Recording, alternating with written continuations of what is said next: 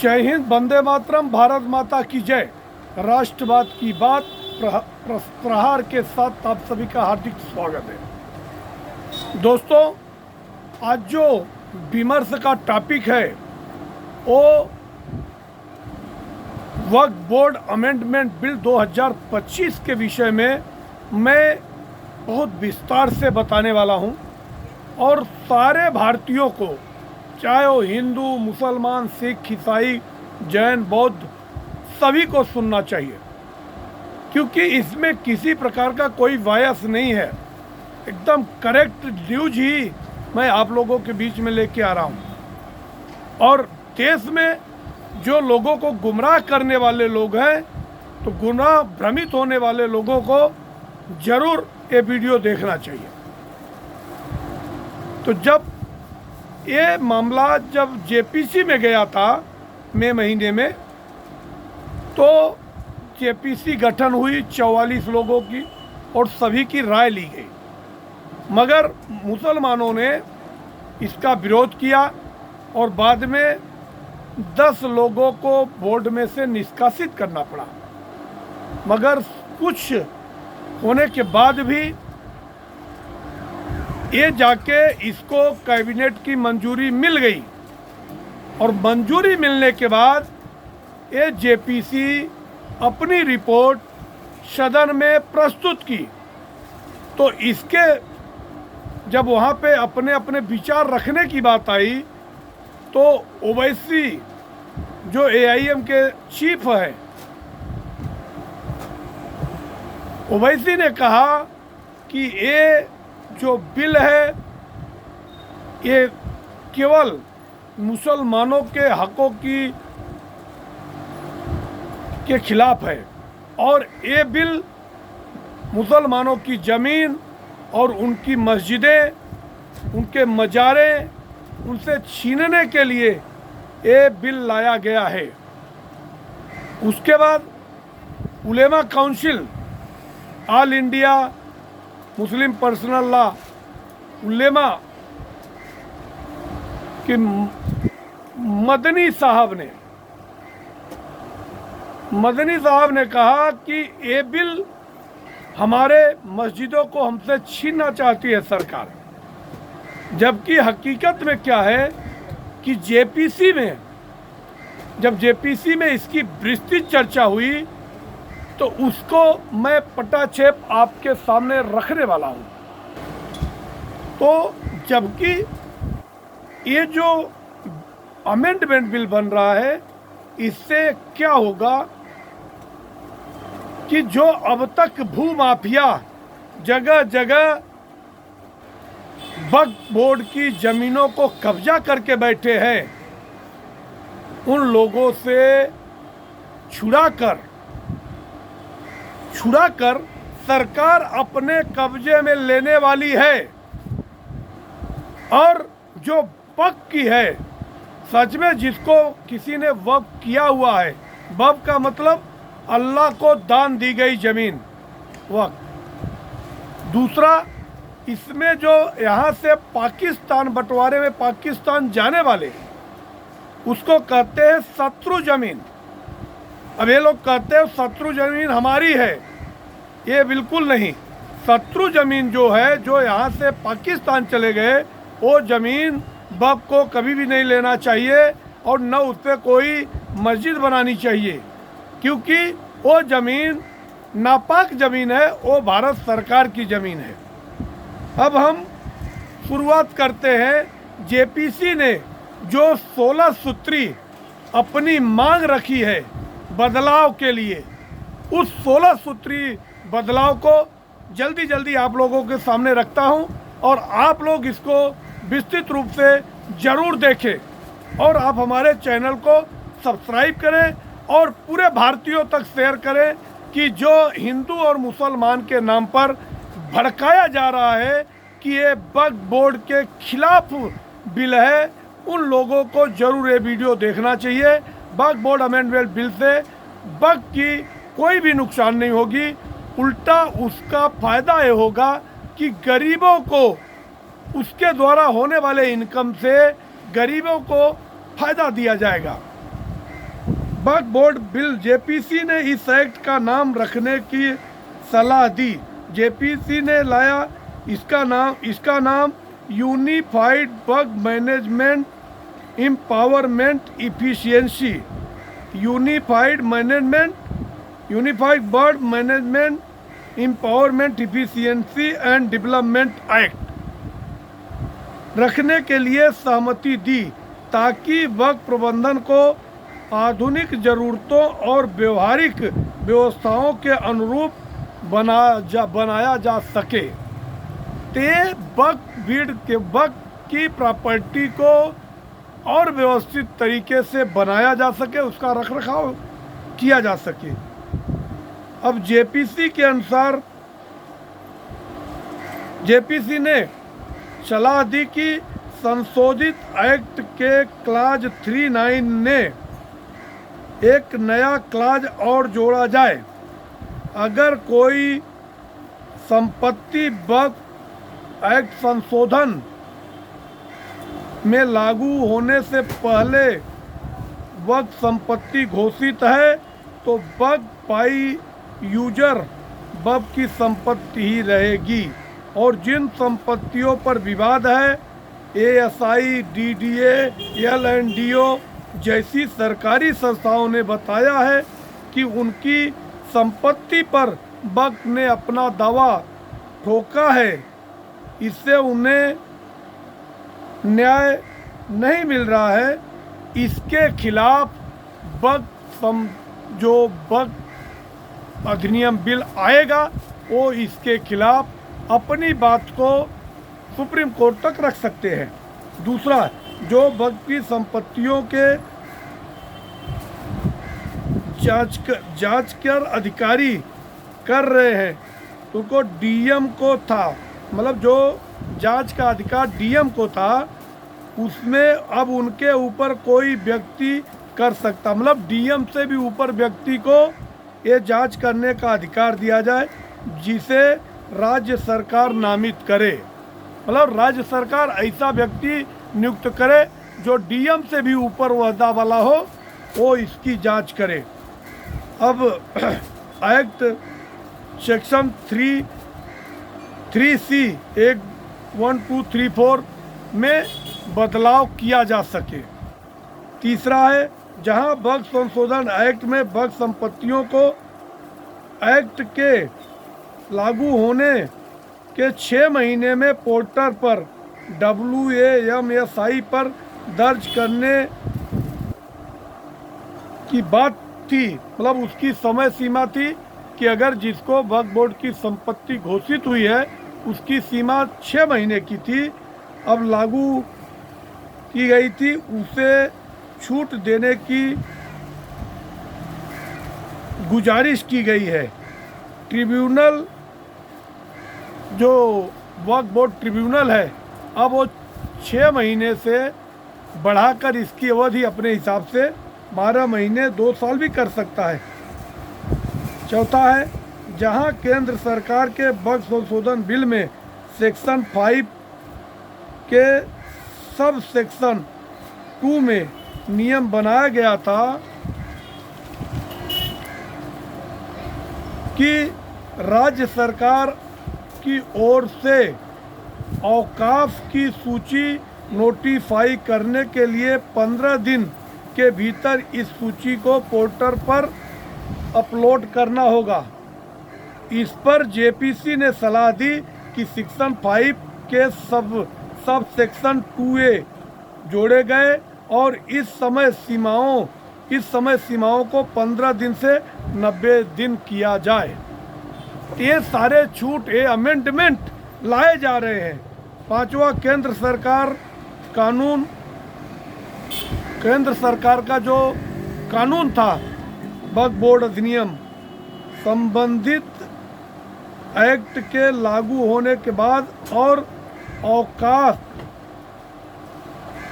संपत्तियों की सूची नोटिफिकेशन द्वारा जारी होने के 2 साल के भीतर कोई व्यक्ति इसमें ट्रिब्यूनल में चैलेंज कर सकता है। मतलब इसके पहले जो था कि अगर जिसकी संपत्ति पर वक्फ बोर्ड अपना दावा करता है, अगर 2 साल के अंदर वो अपने प्रॉपर्टी के बारे में चैलेंज कर सकता था, मगर अब जेपीसी ने रिक्वेस्ट किया है कि ये 2 साल से आगे भी, मतलब लाइफ टाइम, जिसको जब दिल में आए तब जाके अपने प्रॉपर्टी के बारे में ट्रिब्यूनल में केस कर सकता है, मगर उसके पास सफिशिएंट एविडेंस होने चाहिए कि आप इतना देर क्यों कर दिए, आप इसके पहले क्यों नहीं आए। अगला सुझाव है 7A में संशोधन करके इस समय सीमा को बढ़ाने का अधिकार ट्रिब्यूनल को दिया जाए, यानी कोई मतलब 7A के 7A के 5 में संशोधन करके इस सीमा को बढ़ाने का अधिकार ट्रिब्यूनल को दिया जाए, यानी कोई व्यक्ति 2 साल के बाद भी ट्रिब्यूनल जाता है चैलेंज करने और ट्रिब्यूनल की ओर से संतुष्ट करता है तो उसे स्वीकार कर लिया जाएगा। मतलब एक देश है, ये किसी की मनमानी यहाँ पे नहीं होनी चाहिए और सबको बराबर का अधिकार हमारा संविधान देता है। छठा है रखा था सेंट्रल वर्क काउंसिल में कुल 8 से 11 सदस्य होंगे। इसका प्रमुख अल्पसंख्यक कल्याण मंत्री एक्स अधिकारियों का होगा, मतलब कल्याण मंत्रालय का ही व्यक्ति होगा। फिर एक जॉइंट सेक्रेटरी या फिर एडिशनल सेक्रेटरी लेवल का अधिकारी भी एक्स ऑफिशियल सदस्य होगा। लेकिन जेपीसी ने इस संशोधन एक्ट में क्लाज 9 में संशोधन करने की सलाह दी। सेंट्रल वर्क काउंसिल में एक एक्स ऑफिशियल सदस्यों के अलावा 2 अदर होंगे और गैर मुस्लिम होंगे। जेपीसी ने केंद्र सरकार को सलाह दी कि जहां ख्वाजा चिश्ती दरगाह को इस कानून से बाहर रखा गया था, ऐसे में दाऊदी बोहरा समाज भी अलग ट्रस्ट से अल दाऊदी उल मुल्कत सिस्टम चलाता है। ऐसे में मूल एक्ट में संशोधन किए जाने की यह कानून किसी भी ऐसे ट्रस्ट पर लागू नहीं होगा जिसे किसी मुस्लिम व्यक्ति द्वारा वक्फ जैसे उद्देश्यों के लिए बनाया गया था, उस पर यह कानून लागू नहीं होगा। ऐसा जेपीसी ने अपनी सिफारिश रखी। 8वां है वक्फ एक्ट क्लास 16A में प्रावधान था कि अगर वो मुस्लिम ना हो, 21 साल का ना हो, मतलब गैर मुस्लिम जो है, उसे वक्फ के बोर्ड से हटाया जा सकता है। अब जेपीसी की सिफारिश है कि ऐसे व्यक्ति को नहीं हटाया जा सकता, सिर्फ 21 साल से कम आयु का नहीं होना चाहिए। 10वां 6 महीने के अंदर अर्जी करने वाले का अधिकार अब समाप्त कर दिया गया, मतलब अब इसको आप कभी भी कर सकते हैं। कोर्ट के विवेक पर छोड़ना चाहिए, मतलब ऐसा जेपीसी ने कहा कि ये जो 6 महीने का राइट था अब एक कोर्ट के ऊपर डिपेंड है कि वो उसको कितने आगे भी उचित कारण बताकर वो अपना एप्लीकेशन कोर्ट में दे सकता है। 11वां है 60 दिन से 90 दिन की जाए अपील करने के लिए, मतलब अब 60 से 90 दिन का टाइम दिया जाना चाहिए। 12वां है वक्फ की संपत्ति के पर लीज पर देने के लिए 5% रकम देने का प्राविधान था, उसे सरकार ने 7% कर दिया था। अब वापस जेपीसी ने उसको 5% करने की अपील की है। 13वां है पुराने वक्फ कानून के तहत ट्रिब्यूनल के 3 सदस्य होंगे, जिसमें एक जिला जज या उससे ऊपर का अधिकारी, एक एडीएम या उसके ऊपर का अधिकारी और तीसरा नंबर मुस्लिम, जो मतलब इस्लामिक कानून का जानकार। जेपीसी ने अब 2 सदस्यीय मुस्लिम कानून के जानकार को हटाकर ट्रिब्यूनल को रखा था, लेकिन जेपीसी ने देश भर में 19,000 से अधिक मामले लंबित होने के कारण जेपीसी संशोधन में 3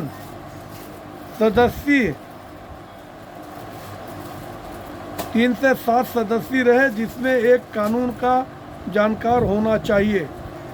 फैसला देने के लिए 6 माह का टाइम दिया था पहले सरकार ने, फिर 12 महीने कर दिया गया, पर अब समय सीमा हटाने की मांग की गई कि मतलब ये 12 महीना नहीं, ये अपने हिसाब से जितना जल्दी हो सके उतने जल्दी निपटा देना चाहिए। 15वां है कि 1 महीने कर दी थी, 3 महीने की गई अधिनियम करने के लिए। मतलब जो ये प्रॉपर्टी है, अब 1 महीने के अंदर अधिग्रहण करने का अधिकार था, अब उसको 3 महीने बढ़ाया गया। पुराने वक्फ बोर्ड का 16वां पुराने वक्फ कानून के तहत वक्फ की संपत्ति लिमिटेशन एक्ट 1963 के तहत नहीं आता था। मतलब जो संपत्ति 1963 के पहले की थी वो लिमिटेशन में नहीं आती थी, जब चाहे तब प्रक्रिया शुरू कर देता था वक्फ बोर्ड। और यह अधिकार धारा 107, 108 के तहत पिछली सरकार ने दिया था, जिसे केंद्र सरकार ने हटा दिया था। जेपीसी ने सुझाव दिया कि आर्टिकल 40 इसमें जोड़ा जाए और नियम बनाया जाए कि जिस दिन से संशोधन एक्ट 2025 लागू होगा उस दिन से इस पर लिमिटेशन एक्ट भी लागू होगा। मतलब मनमानी कोई भी नहीं चलेगी। अब एएसआई, रेलवे समेत कुछ संपत्तियों पर वक्फ का दावा है। इसे कई वर्षों से वक्फ के पास नहीं है। तो तमिलनाडु में जिस गांव पर वक्फ बोर्ड ने अपना दावा ठोका था वो भी इस कानून में नहीं आएगा। 1963 एक्ट लागू होने के बाद 30 साल तक ही क्लाज का दावा कर सकते हैं। मतलब 1963 से 1993 तक जितनी प्रॉपर्टी पे वक्फ बोर्ड ने अपना दावा किया था वही प्रॉपर्टी उसको मिलेगी। 1993 के बाद से जो प्रॉपर्टी पे उसने दावा ठोका है, जैसे अभी साउथ में तमिलनाडु में मुरुगन मंदिर बहुत पुराना मंदिर है, मगर उसको अभी वक्फ बोर्ड ने उस पर अपना दावा ठोक दिया है कि ये वक्फ की प्रॉपर्टी है और वहाँ पे जनता धरने पर उतर गई है। मगर वहाँ की जो सरकार है स्टालिन की, वो तुष्टीकरण के चक्कर में उन लोगों के ऊपर ही ज्यादती कर रहे हैं। मगर अब एक कानून आने के बाद ये वक्फ बोर्ड कहीं भी अपनी मनमानी नहीं कर सकता है। और इसमें अभी 2 गैर मुस्लिम होंगे और इसमें 2 महिलाएं भी होंगी, जो इसके पहले इसका प्राविधान नहीं होगा। तो जो प्रॉपर्टी वक्फ की नहीं है या जिस पे जिस मजार और मस्जिद जो बन गए हैं, अगर वो वक्फ की प्रॉपर्टी नहीं है तो वक्फ की प्रॉपर्टी नहीं घोषित होगी, अवैध होगी, तो सरकार उसे अपने कब्जे में लेगा। इस प्रकार का प्रावधान एक साथ देश में लागू हुआ। आप लोगों को वक्फ बोर्ड अमेंडमेंट बिल 2025 को अवश्य सुनना चाहिए और आपको हमारा चैनल सब्सक्राइब करना चाहिए। जय हिंद, वंदे मातरम, भारत माता की जय।